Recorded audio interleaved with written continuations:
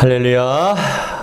무더운 날씨 가운데서도 여러분들이 건강을 붙잡아 주신 하나님을 찬양하고, 또 힘든 가운데서도 이 자리에 여러분들이 함께 동참해 주시고 함께 하신 그 발걸음을 주님께서 축복해 주실 줄 믿습니다.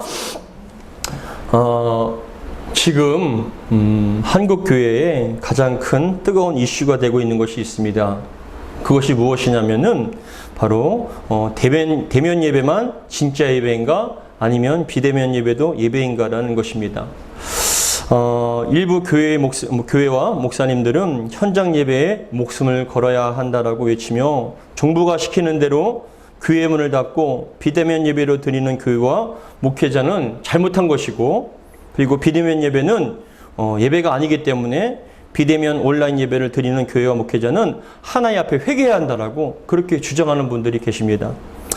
그분들은 코로나 방역에 대한 잘못된 점을 지적하면서 끝까지 순교의 정신을 가지고 이 현장 예배를 고수한다라고 말씀합니다. 그렇게 주장하는 일부 교회와 목사님들이 TV 뉴스를 통해서 보도가 되기도 했습니다.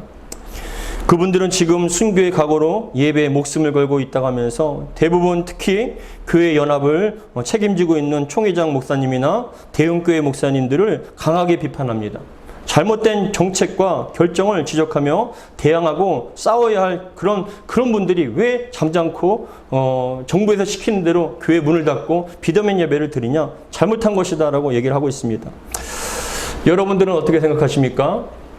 코로나 시국에 정부에서 내리는 방침대로 교회 문을 닫고 비대면 예배로 드리는 것이 맞습니까? 아니면 잘못된 정책임을 지적하며 끝까지 대면 예배를 고수하고 드리는 것이 맞습니까? 어떻게 생각하십니까? 끝까지 대면 예배를 드려야 한다라고 주장하는 목사님들은 예배 시간에도 울면서 순교의 각오로 교회를 지키고 있다면서, 지금 한국교회 목회자들이 일제강점기 시대 때 그 일본 천황한테 신사참배하는 것 같이 그런 지금 죄를 짓고 있다라고, 용서해달라고, 한국교회를 살려달라고 그렇게 기도하면서 울부짖고 설교를 하고 계십니다. 그런데 또 다른 편에서는 뭐라고 얘기하냐면, 코로나 시대에 비대면 온라인 예배가 종교 개혁과 같다고 얘기하면서 하나님께서 쏘아 올린 개혁의 대표라고 그렇게 표현하시는 목사님들도 있습니다.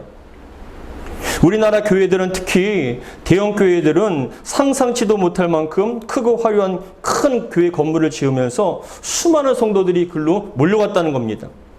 작은 교회나 상가 교회는 가지지 않지만 교회 건물이 있고, 특히 잘 지어지고 모든 편의시설이 잘 갖추어진 교회가 많이 생겨나다 보니 그런 교회로 집중이 된다는 겁니다.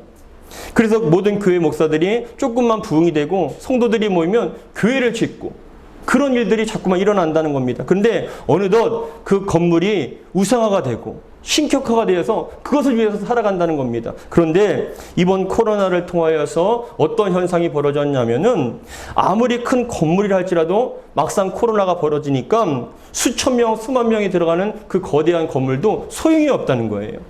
19명, 아니면 몇십 명, 몇백 명밖에 예배를 드리지 못하는 그런 상황 가운데, 이번 기회에 교회는 건물이 목적이 아니라 하나님이 목적이 되고, 그래서 아무리 작은 교회의 목회자들도 영상을 통하여서 준비를 하고 설교에 집중을 하다 보면 새로운 목회 패러다임으로 새로운 목회를 할 수 있는 좋은 기회가 바로 지금이다라고 얘기를 합니다. 그래서 개혁의 새로운 대포를 쏘는 하나님이시라고 그렇게 표현을 하십니다. 그도 그럴 것이, 앞에 보시면 비대면 온라인 예배가 새로운 목회의 어떤 그런 패러다임으로 점점 그렇게 되어가고 있는데, 비대면 예배에 익숙해진 성도들은 코로나 상황이 종결이 되어도 안 나온다는 거예요. 점점점 현장 예배보다는 그 온라인으로 드리는 예배에 더 익숙해져 온다는 거예요. 다음 그림 보시면은 그 도표가 나오는데, 코로나 상황이 종식이 되어서 현장 예배를 드릴 수 있어도 자신들은 온라인 예배, 대면 예배가 아니라, 현장 예배가 아니라 온라인 예배를 계속 드리겠다는 분들이 16.9%나 됩니다. 코로나 상황이 종식이 되어도 현장에 오지 않고 그냥 온라인 예배로만 드리겠다라고 하는 분들이 16.9%가 되고, 그 외에 아예 안 나오겠다는 분들도 6.5%나 됩니다. 그러니까 이분들이 총 합치면 23.4%가 교회를 안 나오거나 현장 예배를 포기하겠다, 그렇게 얘기합니다. 거의 4분의 1이 그런 현상이 지금 벌어지고 있는 것이에요. 실제로 코로나 사태 이후에 교회는 엄청난 타격을 받았습니다. 몇천 개의 교회가 교회 문을 닫게 되었고, 건물을 짓는데 너무나 많은 돈을 빌려서 이자가 감당하지 못해서 사실은 경매 사이트에 몇백 개의 교회가 건물들이 나오는 그런 상황이 지금 처해 있습니다. 이러한 상황을 통하여서 교회는 건물이 아니라 예배가 중심이 되고, 정말 그 하나님 앞에 새로운 목회의 패러다임을 가지고 우리가 목회를 해야 된다고 하는 그런 분들도 계십니다. 여러분들은 어떻게 생각하십니까? 현장에서 드리는 대면 예배만 예배일까요? 아니면 온라인을 통하여서 드리는 비대면 예배도 예배일까요? 하나님께서 기뻐하시고 받으시는 예배는 어디서 드리는 예배일까요? 여러분들은 어떻게 생각하십니까? 그런데 이러한 주장을 하시는 목사님들, 대면 예배가 진짜 예배다, 아니면 어쩔 수 없이 온라인을 통해서 드리는 예배도 하나님께서 받으신다라고 주장하는 분들의 공통점은 바로 어디서 드리는지 장소에 대해서 강조를 한다는 거예요. 교회에서 드리는 게 진짜 예배다, 아니면 가정에서 드려도 드리는 그건 예배다, 어떤 장소적인 것에 대해서 지금 논쟁을 하고 있고 다투고 있는데, 그런데 여러분, 성경에서는 지금 교회와 목회자분들이 각각 주장하는 것처럼 대면 예배냐, 온라인 예배냐, 현장이냐, 가정이냐, 이런 어떤 장소적인 것보다 더 중요하다는 것이 있다라고 성경은 말씀하고 있어요. 그게 뭐냐면 장소보다 더 중요한 것은 바로 우리들의 중심이라는 거예요. 예배를 드리는 장소보다 더 중요한 것은 예배를 드리는 사람들의 마음의 중심이 더 중요하다라고 성경은 말씀하고 있습니다. 저는 이러한 대면 예배만 예배라고 주장하는 분들이나 비대면 예배도 예배라고 대연이 될 수 있다라고 주장하는 분들 중에 어떤 분들이 맞다라고 지지하는, 그러려고 하는 것이 아닙니다.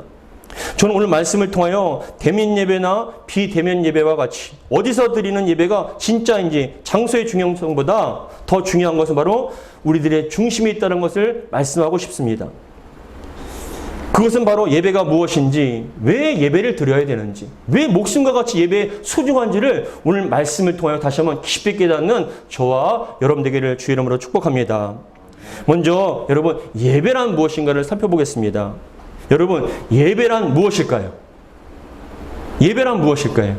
찬송하고 기도하고 헌금하고 설교를 듣고 그런 것들이 예배일까요?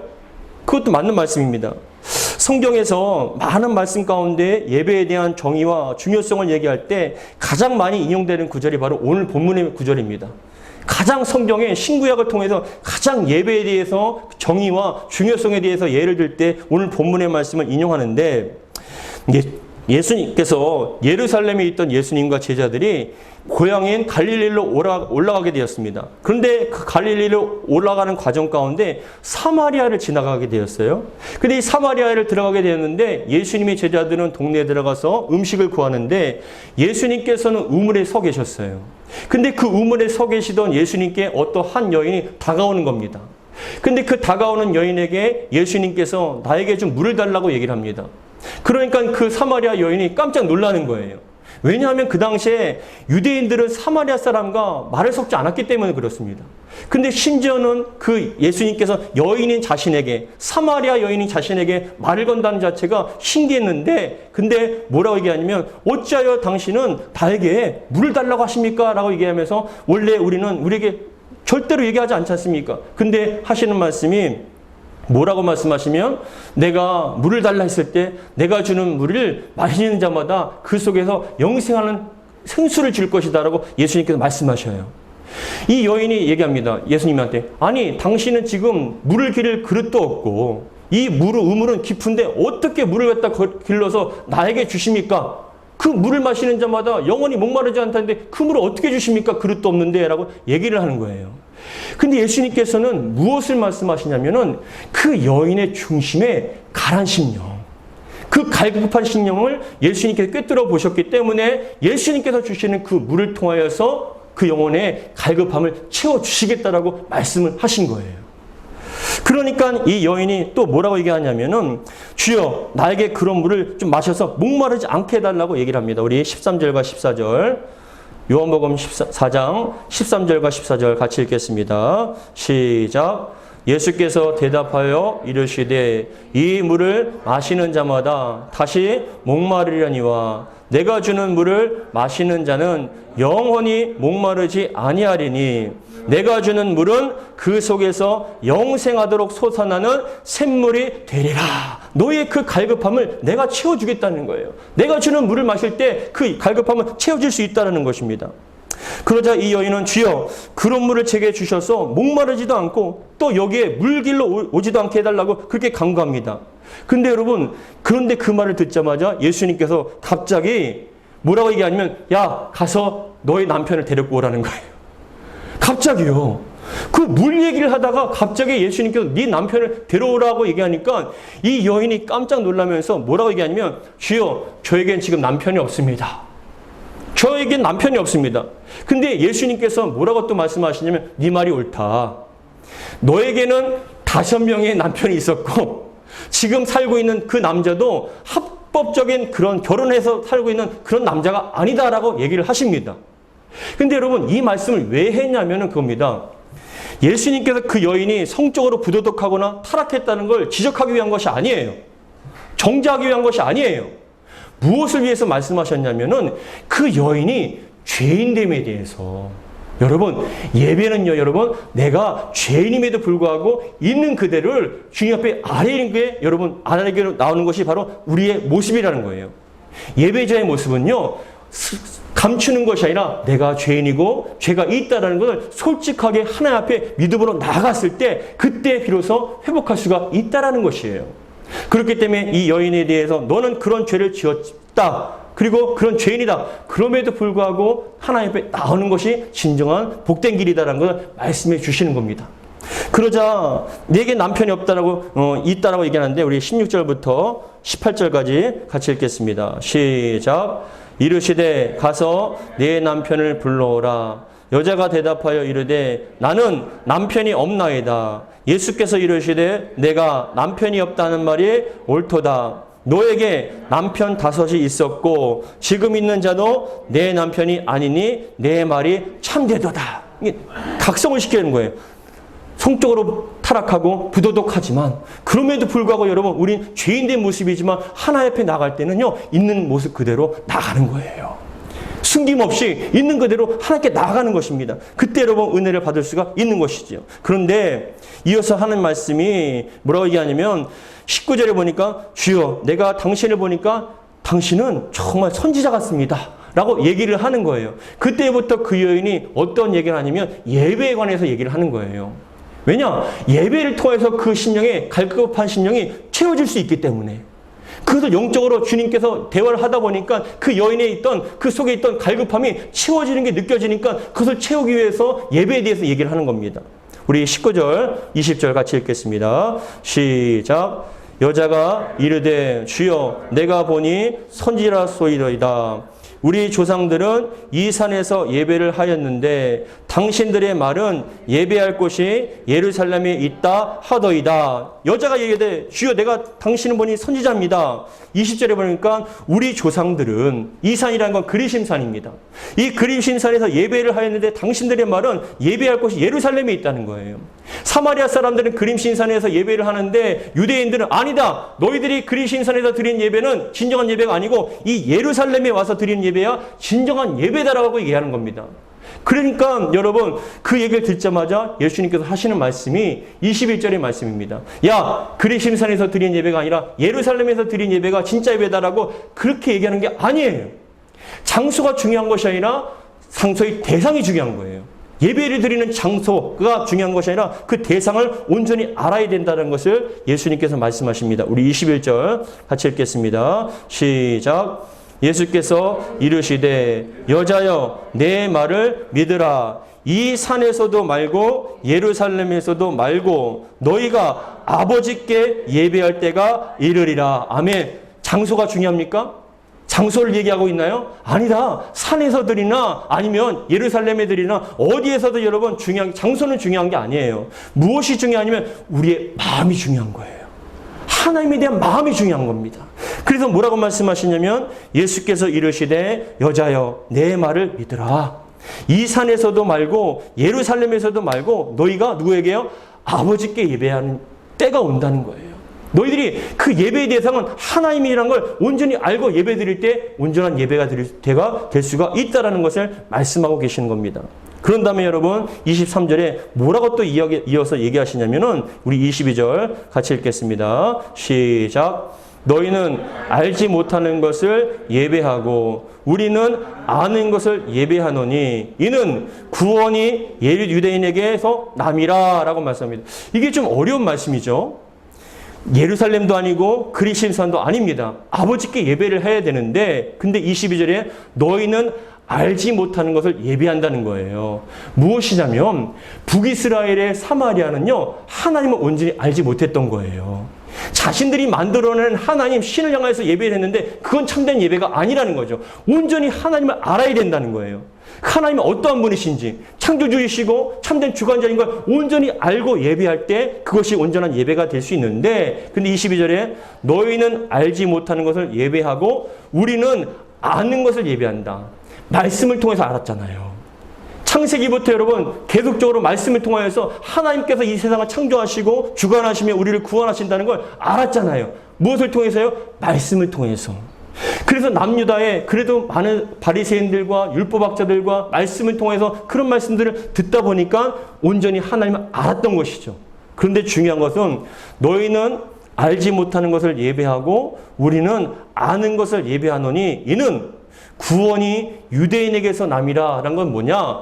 하나님의 말씀을 온전히 알았기 때문에 온전히 예배할 수 있다는 거예요. 여러분 예배는요 온전히 하나님을 알아야 돼요. 그리고 온전한 말씀 가운데 온전한 예배가 이루어질 수가 있는 거예요. 여러분들이 저와 여러분들이 온전히 하나님을 말씀을 통해서 알기를 주의 이름으로 축복합니다. 그런데 이어서 하시는 말씀이 23절의 말씀처럼 예배라는 것이 무엇인가? 그것에 대해서 23절에 말씀하고 계십니다. 우리 23절 같이 읽겠습니다. 시작. 아버지께 참되게 예배하는 자들은 영과 진리로 예배할 때가 오나니 곧 이때라. 아버지께서는 자기에게 이렇게 예배하는 자들을 찾으시느니라. 아버지께 예배의 대상이 아버지십니다. 근데 그 아버지께 참되게 예배한다고 얘기하죠. 그럼 여러분 이게 영어로 true worshipper라고 얘기하는데 참되게라는 거 반대로 여러분 참되지 않게 예배하는 자들도 있다는 얘기죠. 그러면 여러분 다시 한번 예배란 무엇이겠습니까? 예배란 무엇일까요? 영어로 예배는 영어로 worship이라는 뜻이에요. worship. 이 worship이라는 단어가 어떠한 뜻이냐면 두 단어가 합쳐진 것인데 worship에는 두 단어 worth라는 가치라는 worth라는 단어와 ship이라는 신분과 그리고 지위라는 단어가 합성된 거예요. 그러니까 이게 뭐냐면은 신분에 합당한 가치를 돌려드린다. 신분이 누구예요? 하나님께 신분이 합당한 그 하나님의 영광을 온전히 올려드린다는 거예요. 가치를 올려드린다. 존경의 뜻을 표한다는 거예요. 우리에겐 여러분 하나님께서 찬양받으실 가치가 있으신 분이죠. 그런 위치가 있는 분이에요. 그렇기 때문에 우리가 하나님께 예배한다는 건 신분에 합당한 가치를 돌려드린다, 존경을 보낸다라는 뜻이 바로 예배인데 결국은 예배란 하나님께 대한 합당한 존경과 찬송을 올려드리는 거예요. 그게 예배예요. 웨스트민스터 소요일 문답 1문답에는 인간의 제일된 최고의 목적이 무엇입니까? 라는 질문이 있습니다. 인간의 최고의 목적. 근데 여러분 이것은 뭐냐? 인간이 존재의 목적. 여러분들이 이 땅에 태어난 목적이 뭡니까? 존재 이유가 무엇입니까? 라는 것을 물어보는 겁니다. 근데 그거에 대한 인간의 최고의 목적이 어떤 것이냐면 바로 대답은 인간의 최고의 목적은 하나님을 영화롭게 하는 것이며 그를 영원토록 즐거워하는 것이다. 하나님을 영화롭게 하는 것이고 그를 영원토록 즐거워하는 것이 인간의 목적이고 존재 이유라는 겁니다. 그렇기 때문에 저와 여러분들은 살아가면서 먹든지 마시든지 무엇을 하든지 하나님의 영광을 위해서 살아갑니다. 세상의 빛과 소금의 역할을 감당하며 살아가고 있습니다. 때로는 기도하고 찬양하며 살아가고 있습니다. 열심히 살아가고 있습니다. 그런데 하나님 앞에 찬양받으실 그 하나님 앞에 온전하게 우리의 마음을 다해서 영광을 돌려드리고 영화롭게 하는 시간이 바로 예배의 시간인 거예요. 이 시간 이 예배를 통하여서 우리의 삶 속에서도 하나님을 영화롭게 하지만 그럼에도 불구하고 집중하여서 완전하게 하나님께 영화롭게 하고 영광을 돌려드리는 시간이 바로 이 예배의 시간이라는 거예요. 그렇기 때문에 하나님께서 이 예배를 기뻐하시고 예배를 찾으시는 겁니다.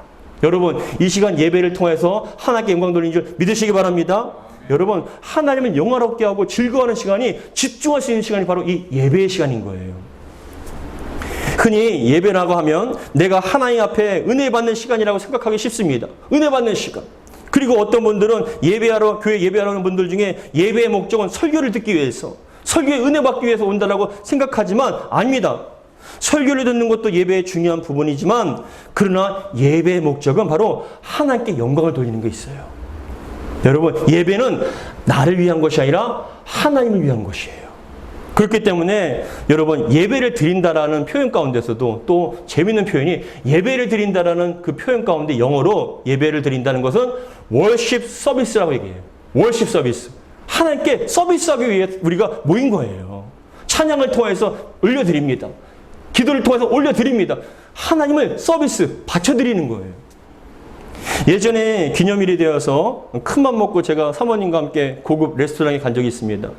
중국집이었는데 중국의 코스 요리를 먹는데 참 맛있었어요. 그런데 여러분, 저희가 먹는데 옆에서 종업원이, 그 시중 드시는 분들이 저희가 물을 마시고 물이 떨어지면 말하지 않는데도 물을 채워주셔요. 음식을 먹다가 단무지가 떨어지면 알아서 또 갖고 오셔요. 음식을 갖고 나오면 또 알아서 또 퍼주셔요. 옆에서 우리에게 불편함이 없도록 그렇게 서비스를 해주십니다. 우리가 나갈 때까지. 우리 여러분, 이 예배를 통해서 하나님을 섬겨드리는 거예요. 그게 여러분 예배의 가치이고 목적인 거예요. 우리가 여러분 이 시간에 온전하게 하나님을 서비스해드립니다. 찬양받으시기 합당하신 하나님, 우리를 구원하시고 우리에게 생명을 주신 그 하나님께 마음껏 영광을 쫙 올려드리는 것이, 서비스하는 것이 바로 예배에 대한 개념이에요. 예배의 주인공은 하나님이시고 하나님을 위한 것이 바로 예배의 시간입니다. 요한계시록을 보면 사도 요한이 천국을 봤습니다. 사도 요한이 천국에 올라가서 천국의 그 외양들, 아름다운 모습들을 봤습니다. 그 생명수가 흐르고 황금길이 있는 그 천국을 보며 너무나 놀라워했는데, 근데 그 천국에서 무엇을 하는가 하고 집중해서 봤더니만 천군과 천사와 함께 그룹들이, 또 믿음의 선진들이 하나님을 찬양하는 거예요. 경배합니다. 예배하는 거예요. 흰 옷을 입고 새 노래와 새 찬양으로 쫙 하나님께 영광을 올려드리는데, 여러분, 천국에서 가장 중요하게 하는 일이 바로 하나님을 영원하게 하는 예배를 드린다는 거예요. 그게 여러분 예배예요. 근데 이 땅에서도 우리가 하나님을 찬양하는 건 천국에서 해야 할 일에 대해서 연습을 하고 있는 것과 똑같은 거예요.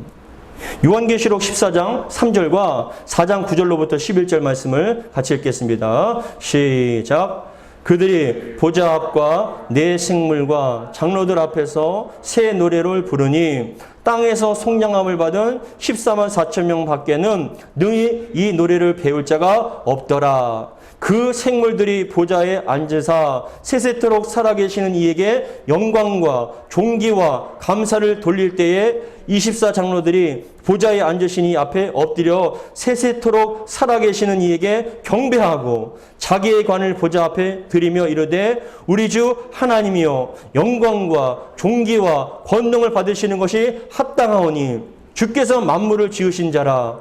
만물이 주의 뜻대로 있었고 또 지으심을 받았나이다 하더라. 예배드리는 거예요. 하나님께 예배드리는 거예요. 이 시간에 우리가 여러분 은혜 받는 것도 받는 거지만 우리의 마음을, 우리의 신앙과 믿음을 하나님께 올려드릴 때, 우리의 중심 올려드릴 때 하나님께서 그것을 기쁘게 받으시고 여러분들에게 축복해 주시는 거예요.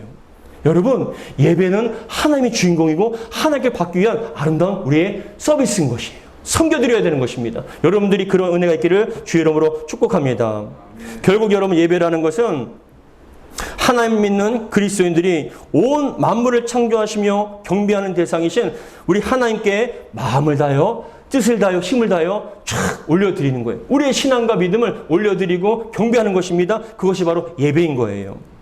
그렇기 때문에 예배는 어디서 드리냐 하는 장소보다 더 중요한 것은 하나님께 대한 우리의 마음의 중심이 더 중요한 것입니다. 먼 나라에 있거나 거리가 너무 먼 지역에서 차가 없어서 어쩔 수 없는 분들이 있지 않습니까? 지금도 여러분 공산 정권에서 아니면 무슬림 지역에서 그 지하 교회에서 몰래 들키지 않게 열심히 정말 예배드리는 분들, 그런 분들에게 여러분 온라인을 통해서 스마트폰이나 컴퓨터를 통해서 예배드리는 게 얼마나만큼 큰 가치가 있습니까? 우리 교회 가운데서 병원에 입원하신 분들이 계시고 해외에 계신 분들이 계시고 멀어서 못 오신 분들이 계십니다. 그런 분들에게 여러분 비대면 예배 드리면 예배가 아니라고 얘기할 수 있습니까? 아니에요. 어디서 드리든 여기서 드리든 그곳에서 드리든 있는 그 자리에서 하나님 예배하면 되는 거예요. 그러나 중요한 건 장소가 중요한 것이 아니라 여러분 한 사람 한 사람의 마음의 중심이 더 중요하다는 것입니다. 여러분들이 중심이 하나님께 기쁘게 되는 아름다운 예배자가 되기를 주 이름으로 축복합니다. 그러나 잊지 말아야 할 것은 온라인 비대면 예배로 드리는 예배가 단지 편하다는 이유로 여러분 온라인 예배로 드리니까 참 편합니다. 늦잠을 잘 수 있고 파자마 차림으로 노트북이나 스마트폰으로 편하게 앉아서 때로는 누워서 드리기도 합니다. 그런데 여러분 처음에는 옷도 제대로 차려입고 자세도 바로 하지만 시간이 지나고 익숙해지면 그냥 편안하게 예배드리는. 그래서 그 편한 것이 좋기 때문에 여러분 온라인 예배를 드린다. 예배드려도 온라인으로 예배드려도 예배다. 그렇게 주장해서는 안 돼요. 현장에서 와서 예배 드릴 수 있음에도 불구하고 좀 불편하고 옷도 갖춰 입어야 되고 머리도 만져야 되고 먼 길을 와야 되는 그런 수고들을 주님께서는 여러분 그럼에도 불구하고 그런 수고를 갖다가 다 감내하며 오는 여러분들의 발걸음을 주님께서 축복해 주실 줄 믿습니다. 편하기 위해서 온라인 예배 드리면 그것은 신앙에서 벗어난 거예요. 중심이 하나님께 벗어난 것입니다. 지금 많은 한국교회는 대면 예배냐 비대면 예배냐 현장 예배냐 온라인 예배냐 장소를 갖고 논쟁하지만 예수님께서 하신 말씀은 예루살렘이나 그리심산이나 그 장소가 중요한 것이 아니라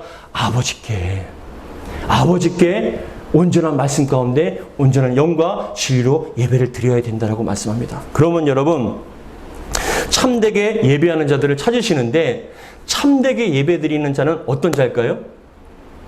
어떤 것이 참되게 예배를 드리는 것입니까? 23절에 나와 있어요. 우리 23절 같이 읽겠습니다. 시작. 아버지께 참되게 예배하는 자들은 뭐라고요? 영과 진리로 예배할 때가 오나니 곧 이때라. 아버지께서는 자기에게 이렇게 예배하는 자들을 찾으시느니라. 하나님께서 찾으시는 예배가 어떤 예배라고요? 참된 예배가 영과 진리로 예배하는 자들입니다.